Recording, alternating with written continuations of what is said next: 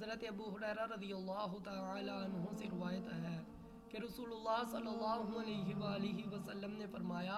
اللہ تعالیٰ فرماتا ہے ابن آدم کا ہر عمل اس کی ذات کے لیے ہوتا ہے سوائے روزوں کے۔ روزہ میری خاطر رکھا جاتا ہے اور میں ہی اس کی جزا دوں گا، اور روزہ ڈال ہے، اور جب تم میں سے کسی کا روزہ ہو تو وہ شہوانی باتیں اور گالی گلوچ نہ کرے، اور اگر اس کو کوئی گالی دے یا اس سے جھگڑا کرے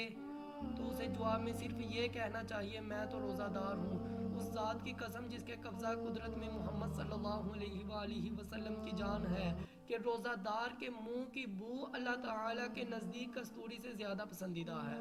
روزہ دار کے لیے دو خوشیاں ہیں جو اسے خوش کرتی ہیں،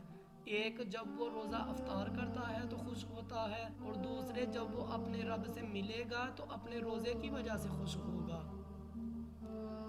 حضرت انس بن مالک روایت کرتے ہیں کہ میں نے آپ صلی اللہ علیہ وآلہ وسلم سے سنا، آپ فرما رہے تھے کہ رمضان آ گیا ہے، اس میں جنت کے دروازے کھول دیے جاتے ہیں اور جہنم کے دروازے بند کر دیے جاتے ہیں، اور شیاطین کو اس میں زنجیروں سے جکڑ دیا جاتا ہے۔ ہلاکت ہو